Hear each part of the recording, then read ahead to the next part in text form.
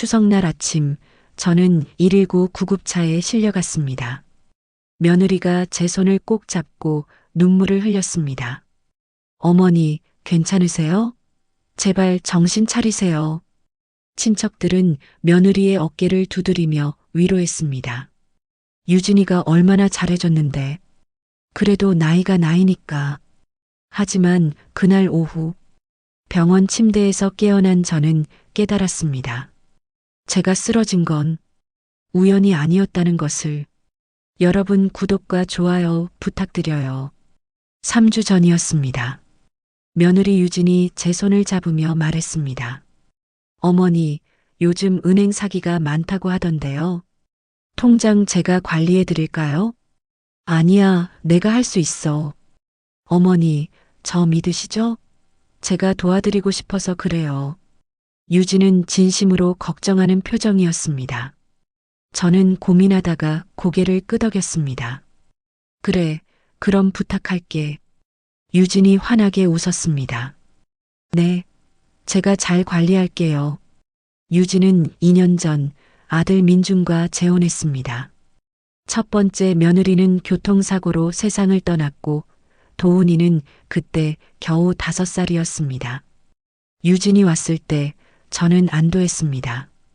도훈이에게 엄마가 생긴 거니까요. 유진은 항상 바빴습니다. 아침마다 일찍 일어나 식사 준비를 하고 출근 전 제 방을 정리하고 퇴근 후엔 청소까지 했습니다. 어머니, 편히 쉬세요. 제가 다 할게요. 친척들이 만날 때마다 칭찬했습니다. 경순이 언니, 재혼 잘하셨어. 요즘 그런 며느리 없어. 저도 그렇게 생각했습니다. 하지만 이상한 일이 생기기 시작했습니다. 어느 날 아침 민준이 물었습니다. 엄마, 어제 약속 왜 안 오셨어요? 약속? 네, 어제 같이 병원 가기로 했잖아요. 내가 기억이 안 났습니다. 유진이 부엌에서 나왔습니다. 어머니, 어제 제가 말씀드렸는데 기억 안 나세요? 언제 말했어? 네, 3번이나 말씀드렸어요. 정말 그랬나? 전혀 기억이 안 났습니다. 민준이 걱정스러운 눈으로 저를 봤습니다. 며칠 후 신우이 경희에게 전화가 왔습니다. 언니, 어제 전화했는데 왜 안 받았어? 전화? 언제 했는데? 어제 저녁에 3번이나 했는데. 그랬어? 미안하네, 못 받나 봐. 전화를 끊고 통화 기록을 확인했습니다. 정말 부재중 전화가 3개 있었습니다. 어떻게 이걸 못 봤을까? 뭔 일이지 도대체? 추석 2주 전 손자 도훈이가 학교에서 상을 받았습니다. 할머니, 나 상 받았어요. 우와, 우리 도훈이 대단하네. 유진이 웃으며 말했습니다. 어머니, 어제도 똑같이 칭찬하셨어요. 어제? 네, 도훈이가 어제 상장 보여드렸잖아요. 도훈이가 고개를 끄덕였습니다. 맞아요, 할머니. 어제 보여드렸어요. 저는 당황했습니다. 어제 본 기억이 없었으니까요. 오늘 처음 본 거 아닌가? 왜 나한테 다들 이러지? 내가 정말 뭔가 잘못되고 있는 건가? 아니, 이미 그렇게 돼버린 건가? 추석 일주일 전 아침에 일어났는데 옷이 젖어 있었습니다. 이상했습니다. 왜 옷이 젖었을까? 유진이 방에 들어왔습니다. 어머니, 괜찮으세요? 어젯밤에 또 뭐가? 유진이 난처한 표정을 지었습니다. 어머니, 화장실 실수하셨어요. 얼굴이 화끈거렸습니다. 뭐? 내가 정말 그랬다고? 네. 제가 새벽에 옷 갈아입혀 드렸어요. 전혀 기억이 안 났습니다. 하늘이 무너지는 기분이었습니다. 너무 수치스럽고 죽고 싶었습니다. 추석 5일 전 경희가 집에 왔습니다. 언니, 얼굴이 많이 수척해졌네. 그래. 응. 밥은 잘 먹어? 먹지. 유진이 차를 가져왔습니다. 고모님, 어머니 요즘 식사량이 많이 줄었어요. 걱정이에요. 그래. 언니, 왜 안 먹어? 난 먹는데. 유진이 살짝 한숨을 쉬었습니다. 어머니, 오늘 점심도 2숟가락 드시고 그만두셨잖아요. 내가 여전히 기억은 나지 않았습니다. 점심을 먹었나? 안 먹었나? 경희가 제 손을 잡았습니다. 언니, 병원 가봐야 하는 거 아니야? 괜찮아. 하지만 불안했습니다. 정말 내가 이상한 건가? 추석 3일 전, 민준이 퇴근해서 들어왔습니다. 저녁을 먹는데 민준이 물었습니다. 엄마, 이 반찬 어떻게 만든 거예요? 응? 이 반찬이요. 맛있네요. 저는 반찬을 쳐다봤습니다. 내가 만들었나? 기억이 안 났습니다. 유진이 웃으며 말했습니다. 어머니가 오늘 오후에 만드셨어요. 완전히 잊으셨나 봐요. 아, 그랬지. 하지만 정말 기억이 안 났습니다. 오늘 뭐 했더라? 오전에. 뭐 했지? 생각이 안 났습니다. 머릿속이 하얗게 비어 있었습니다. 추석 전날, 새벽에 잠에서 깼습니다. 목이 말랐습니다. 거실로 나가려는데 방향을 잊어버렸습니다. 잠깐, 거실이 어디였지? 복도에 서서 두리번거렸습니다. 유진이 방에서 나왔습니다. 어머니, 괜찮으세요? 거실이 어디더라? 유진의 얼굴에 걱정이 가득했습니다. 어머니, 거실은 이쪽이에요. 유진이 제 손을 잡고 거실로 안내했습니다. 물을 마시고 방으로 돌아왔습니다. 침대에 누웠지만 눈물이 났습니다. 정말 내가 이상해지는 건가? 추석 아침 일찍 일어났습니다. 부엌으로 갔는데 유진이 이미 제사 준비를 하고 있었습니다. 어머니, 일찍 일어나셨네요? 응, 좀 쉬세요. 제가 할게요. 유진은 능숙하게 전을 부쳤습니다. 저도 돕고 싶었지만 왠지 자신이 없었습니다. 내가 제대로 할 수 있을까? 도훈이가 부엌에 왔습니다. 할머니, 우리 도훈이 일찍 일어났네? 유진이 말했습니다. 도훈아, 할머니 지금 바쁠 거야. 방에서 놀아. 응. 아이는 고개를 숙인 채 나갔습니다. 친척들이 하나둘 도착했습니다. 경희가 제일 먼저 왔습니다. 언니, 포옹을 했습니다. 경희가 제 얼굴을 자세히 봤습니다. 언니, 많이 수척해졌어. 많이 힘들지? 괜찮아. 유진이 차를 가져왔습니다. 고모님 앉으세요. 어머니 요즘 많이 피곤해 하세요. 그래. 언니 밤에 잠은 잘 자? 자는 것 같은데. 유진이 조심스럽게 말했습니다. 어머니, 어젯밤에 새벽 2시에 일어나셔서 거실 배회하셨어요. 내가 전혀 모르는 일이었습니다. 경희가 걱정스러운 표정을 지었습니다.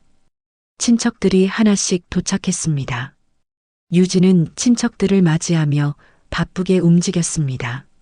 저는 소파에 앉아 있었습니다. 왠지 너무도 피곤했습니다. 제사 시간, 친척들이 둘러앉아 절을 올렸습니다. 저는 제사상을 바라보며 남편을 떠올렸습니다. 여보, 나 이상해지는 것 같아. 제사가 끝나고 식사 시간, 친척들이 음식을 먹었습니다. 유진은 빈 그릇을 채우고 물을 따르고 쉴 새 없이 움직였습니다. 유진이는 정말 대견하다. 맞아요. 재혼했는데도 시어머니 잘 모셔. 칭찬이 쏟아졌습니다. 저는 밥을 먹다가 멈췄습니다. 내가 방금 뭐 하려고 했지? 숟가락을 들고 있었는데 왜 들었는지 기억이 안 났습니다. 경희가 물었습니다. 언니, 왜 그래? 아, 아무것도 아니야. 다시 밥을 먹으려고 했는데 어라? 국그릇이 비어 있었습니다. 내가 국을 마셨나? 기억이 안 났습니다. 식사 후 저는 설거지를 하러 부엌에 갔습니다. 경희가 따라왔습니다. 언니, 내가 할게. 괜찮아. 설거지를 하는데 경희가 조용히 물었습니다. 언니, 솔직히 말해봐. 요즘 괜찮아? 나도 모르겠어, 경희야. 요즘 뭔가 이상해. 어떻게 이상한데? 기억이 자꾸 안 나. 경희가 제 손을 꼭 잡았습니다. 언니, 병원 가봐야 해. 그 순간 가슴이 철렁했습니다. 경희도 나를 이상하게 보는구나. 유진이 부엌으로 들어왔습니다. 어머니, 제가 할게요. 쉬세요. 응. 거실로 나왔습니다. 소파에 앉았습니다.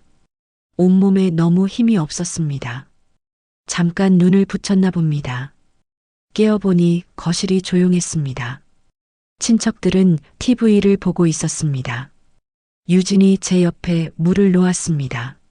어머니, 드세요. 물을 마셨습니다. 그리고 도훈이가 제게 왔습니다. 조심스럽게, 할머니, 응? 왜 그래? 아이가 작은 목소리로 말했습니다. 할머니 아파요? 아니야, 괜찮아. 할머니, 이상해요. 심장이 쿵 했습니다. 손자도 나를 이상하게 보는구나. 유진이 아이를 데려갔습니다. 도훈아, 할머니 피곤하시대. 방에서 놀자. 아이는 뒤돌아보며 저를 쳐다봤습니다. 걱정스러운 눈빛이었습니다. 저녁 무렵 친척들과 함께 저녁 식사를 했습니다. 유진이 국을 따라줬습니다. 어머니, 드세요. 국을 한 숟가락 떠먹었습니다. 그런데 이상했습니다. 머리가 핑 돌았습니다. 어머니, 유진의 목소리가 멀리서 들렸습니다. 어머니, 괜찮으세요? 시야가 흐려졌습니다. 엄마, 민준의 목소리, 언니, 경희의 목소리, 모든 소리가 멀어졌습니다. 그리고 쓰러졌습니다. 바닥이 차갑습니다. 119, 빨리 119 불러. 누군가 소리쳤습니다. 유진이 제 손을 잡았습니다. 어머니, 정신 차리세요. 유진의 목소리가 떨렸습니다. 눈물까지 흘리고 있었습니다. 친척들이 모여들었습니다.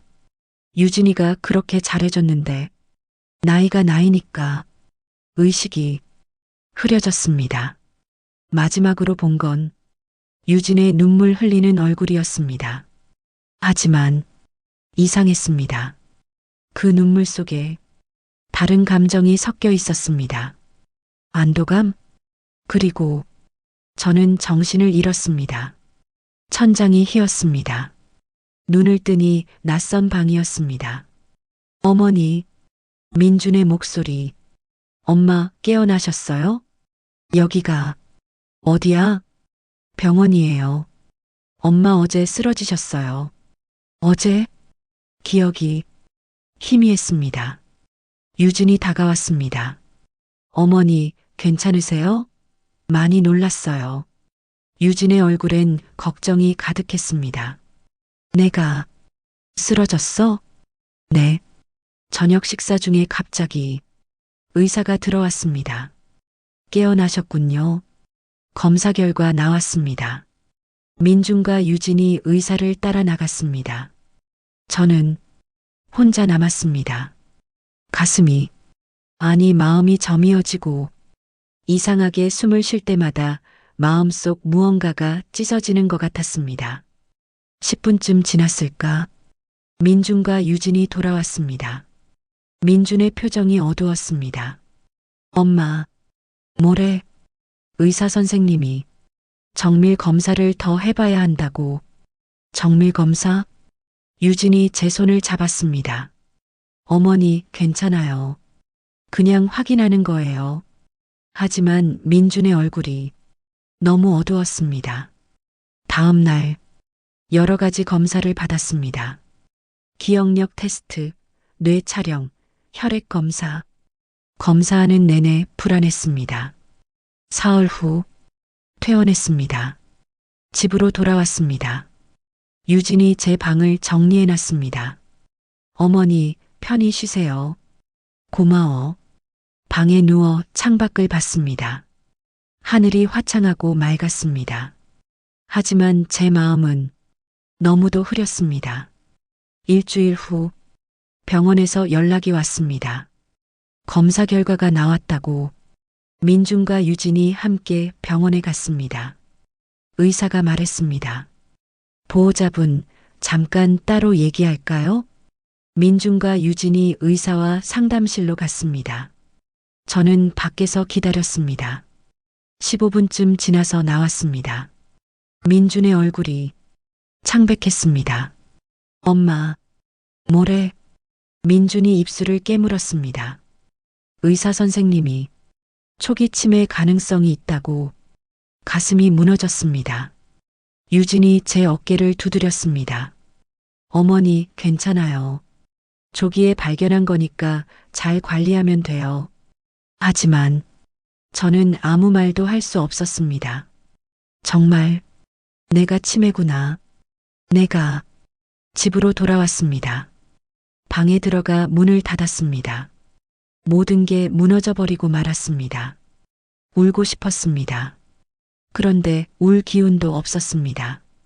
70평생 살면서 이렇게 무기력한 적이 없었습니다. 창밖을 봤습니다. 하늘이 흐렸습니다. 저녁, 민준과 유진이 거실에서 얘기했습니다. 저는 방문을 살짝 열고 들었습니다. 여보, 어머니 앞으로 어떻게 하지? 의사 선생님이 약 처방해 주셨어. 규칙적으로 드시면 진행 늦출 수 있대. 그래도 혼자 계시면 위험할 것 같은데. 나도 그게 걱정이야. 우리 둘 다 일하잖아. 유진의 목소리가 들렸습니다. 여보, 요양원도 알아봐야 할 것 같아. 요양원? 응. 전문가들이 24시간 돌봐주는 게 어머니한테도 나을 거야. 그건 좀. 여보, 어머니 위해서야. 혼자 두면 더 위험해. 민준이 한숨 쉬는 소리가 들렸습니다. 알았어. 한번 알아보자. 저는 문을 닫았습니다. 다리가 풀려 주저앉았습니다. 요양원. 정말 그렇게 되는 건가? 이제는 모든 게 무서워졌습니다. 밤, 도훈이가 제 방문을 두드렸습니다. 할머니, 들어와. 아이가 들어왔습니다. 제 침대에 앉았습니다. 할머니, 괜찮아요? 응, 괜찮아. 하지만 괜찮지 않았습니다. 아이가 작은 목소리로 말했습니다. 할머니, 저 말해도 돼요? 응. 아이가 주머니에서 뭔가를 꺼냈습니다. 작은 녹음기였습니다. 장난감 같은. 이거 선생님이 주신 거예요. 일기 쓸 때 쓰라고. 아이가 녹음기를 틀었습니다. 유진 목소리가 들렸습니다. 응, 거의 다 됐어. 조금만 더 있으면 완전히 이상해질 거야. 병원 진단서도 받았고, 이제 성년후견인 신청만 하면 돼. 걱정 마. 1년 안에 다 정리될 거야. 심장이 멎는 것 같았습니다. 이게 뭐니? 할머니, 저 며칠 전에 엄마 전화하는 거 평소와 다르게 좀 이상한 것 같아서 녹음했어요. 몰래. 할머니, 엄마가 나쁜 짓 하는 거 맞죠? 저는 아무 말도 할 수 없었습니다. 머릿속이 복잡했습니다. 유진이 내게 뭘 하고 있는 거지? 아이가 작은 목소리로 말했습니다. 엄마가 할머니한테 나쁜 짓 하는 거 싫어요. 저는 손자를 꼭 안았습니다. 도훈아, 고마워. 할머니가 확인해 볼게. 다음 날, 저는 유진을 유심히 관찰했습니다. 유진은 평소처럼 움직였습니다. 아침을 차리고 청소를 하고 빨래를 했습니다. 하지만 이제 다르게 보였습니다. 저 얘가 정말 뭔가 하고 있는 건가? 유진이 장을 보러 나갔습니다. 저는 재빨리 유진 방으로 갔습니다. 서랍을 열었습니다. 서류들이 있었습니다. 성년후견인 신청 안내, 요양원 상담 예약 확인서, 생명보험금 청구 절차. 손이 떨렸습니다. 재빨리 휴대폰으로 사진을 찍었습니다. 더 찾아봤습니다. 통장 사본이 있었습니다. 제 통장, 거래 내역을 봤습니다. 돈이 계속 빠져나가고 있었습니다. 유진명의 계좌로 매달 100만 원씩. 언제부터였을까? 6개월 전부터였습니다. 가슴이 철렁했습니다. 더 찾았습니다. 또 다른 서류가 있었습니다. 병원 진단서, 환자 박경순 73세, 진단명 알츠하이머병 의심, 소견 기억력 저하, 진압력 장애, 일상생활 수행 능력 저하. 이게 내 진단서? 지난주에 검사한 건데 이상했습니다. 날짜를 봤습니다. 한 달 전이었습니다. 병원 가기도 전에 이미 진단서가 나와 있었던 겁니다. 유진이 미리 만들어 놓은 거였습니다. 그때 현관문 소리가 들렸습니다. 유진이 돌아온 겁니다. 황급히 서류를 정리하고 방을 나왔습니다. 유진과 복도에서 마주쳤습니다. 어머니, 거기서 뭐 하세요? 심장이 두근거렸습니다. 화장실 갔다 오는 길이야. 유진이 의심스러운 눈으로 저를 쳐다봤습니다. 잠시 침묵. 그리고 유진이 웃었습니다. 그러세요? 어머니, 점심 드실래요? 응. 유진이 부엌으로 갔습니다. 저는 제 방으로 돌아왔습니다. 휴대폰을 확인했습니다. 사진들이 있었습니다. 증거. 하지만 이걸로 뭘 할 수 있을까? 민준이 퇴근했습니다. 저녁을 먹는데 저는 민준을 쳐다봤습니다. 말해야 할까? 유진이 이상하다고? 하지만 믿어줄까? 치매 진단받은 사람의 말을 결국 아무 말도 하지 못했습니다. 도훈이가 또 제 방으로 왔습니다. 할머니, 이거 봐요. 아이가 태블릿을 보여줬습니다. 유진의 메신저 대화였습니다. 아이가 엄마 태블릿을 몰래 봤다고 했습니다.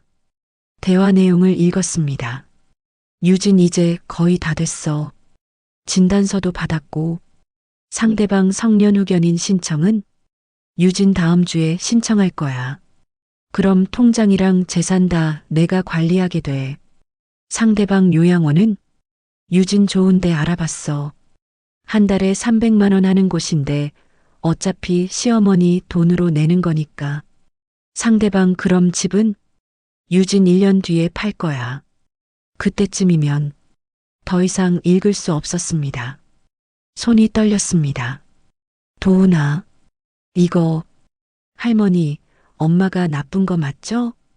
아이의 눈에 눈물이 고였습니다. 저는 손자를 꼭 안았습니다. 그래, 할머니가 뭔가 해야겠다. 다음 날, 저는 경희에게 전화를 걸었습니다. 떨리는 손으로, 여보세요? 경희야, 나야. 언니, 무슨 일이야? 경희야, 나. 유진이가 말을 하려는데 유진이 방으로 들어왔습니다. 어머니, 누구랑 통화하세요? 유진이 전화기를 빼앗으려 했습니다. 저는 전화기를 꼭 쥐었습니다. 경희야, 유진이 전화기를 빼앗았습니다. 고모님, 죄송해요. 어머니가 요즘 헛소리를 자주 하셔서요. 네, 괜찮아요. 전화가 끊겼습니다. 유진이 저를 쳐다봤습니다. 차가운 눈빛. 어머니, 왜 이러세요? 고모님 놀라게. 내 전화기 돌려줘. 어머니 상태로는 전화기 가지고 계시면 안 될 것 같은데요. 유진은 제 전화기를 가져갔습니다. 오후, 경희가 집에 왔습니다. 문을 열자마자 저를 안았습니다. 언니, 무슨 일이야? 전화해서 무슨 소리 하는 거야? 유진이 차를 내왔습니다. 고모님, 죄송해요. 어머니가 요즘 망상 증세가 있으셔서. 망상? 네. 자꾸 제가 어머니를 해친다고. 의사 선생님이 그럴 수 있다고 하셨어요. 경희가 저를 쳐다봤습니다. 언니, 정말 그래? 아니야. 유진이가 거짓말하는 거야. 저는 휴대폰을 꺼내려 했습니다. 증거를 보여주려고. 하지만 휴대폰이 없었습니다. 유진이 가져갔으니까. 경희야, 내 휴대폰. 유진이가 가져갔어. 거기 증거가 있어. 유진이 한숨을 쉬었습니다. 고모님 보세요. 이렇게 헛소리를 하세요. 경희가 난처한 표정을 지었습니다. 언니, 진정해. 무슨 증거? 서류, 사진, 찍어놨어. 언니, 혹시 그게 꿈이었던 거 아니야? 꿈? 경희가 조심스럽게 말했습니다. 언니, 치매 환자는 꿈과 현실을 헷갈려 한대. 그 순간 또 모든 게 무너졌습니다. 경희도 나를 안 믿는구나.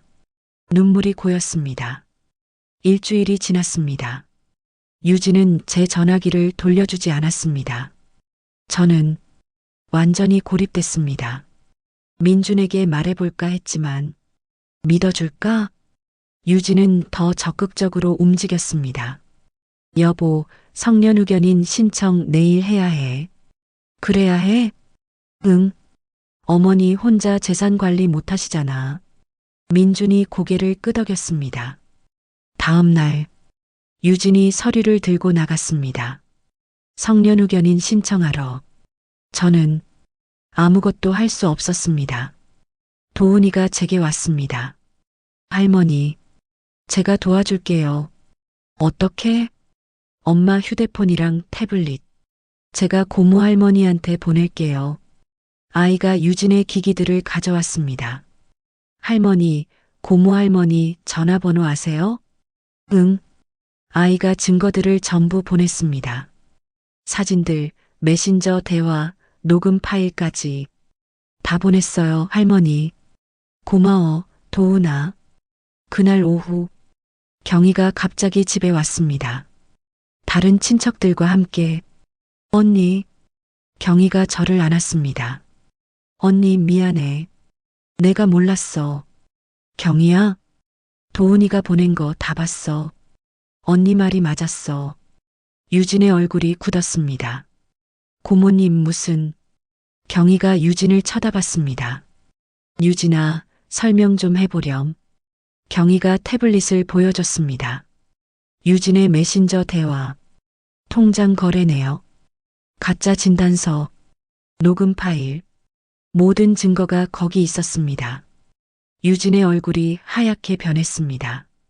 이게 어떻게. 유진아, 이거 다 뭐니? 어머니한테 뭘 한 거야? 유진이 뒤로 물러났습니다. 그건 민준이 퇴근해서 들어왔습니다. 무슨 일이에요? 경희가 민준에게 태블릿을 보여줬습니다. 민준의 얼굴이 굳었습니다. 이게 진짜예요? 유진이 떨리는 목소리로 말했습니다. 여보, 오해야. 나는. 하지만 민준은 유진을 쳐다보지도 않았습니다. 당신이 우리 엄마한테 이런 짓을 했어? 나는 그냥. 민준이 소리쳤습니다. 그냥 뭐, 엄마를 치매 환자로 만들려고 한 거야? 재산 빼앗으려고? 유진이 주저앉았습니다. 그게 아니고. 경희가 전화를 꺼냈습니다. 경찰 불러야겠어. 안 돼요. 유진이 소리쳤습니다. 하지만 경희는 이미 전화를 걸었습니다. 경찰이 도착했습니다. 모든 증거를 보여줬습니다. 경찰이 유진에게 물었습니다. 이게 사실입니까? 유진은 대답하지 않았습니다. 그저 고개를 숙이고 있었습니다. 경찰이 말했습니다. 일단 동행하셔야겠습니다. 유진이 끌려갔습니다. 수갑은 채워지지 않았지만 경찰차에 탔습니다. 유진이 떠나고 집이 조용해졌습니다. 민준이 제 앞에 무릎을 꿇었습니다. 엄마, 죄송해요. 제가 눈치를 못 챘어요. 아들이 울었습니다. 저는 아들 머리를 쓰다듬었습니다. 괜찮아. 하지만 괜찮지 않았습니다. 가슴 한구석이 텅 비어 있었습니다. 솔직히 너무 원망스러웠습니다. 도훈이가 제 품에 안겼습니다. 할머니, 이제 괜찮아요? 응, 이제 괜찮아. 저는 손자를 꼭 안았습니다. 며칠 후 다시 병원에 갔습니다.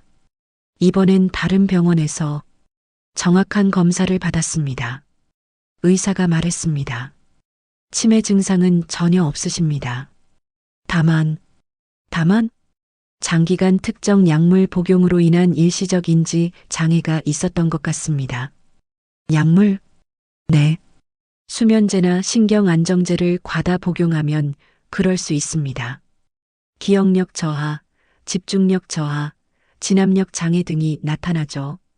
그제야 깨달았습니다. 유진이 내게 뭔가를 먹였구나.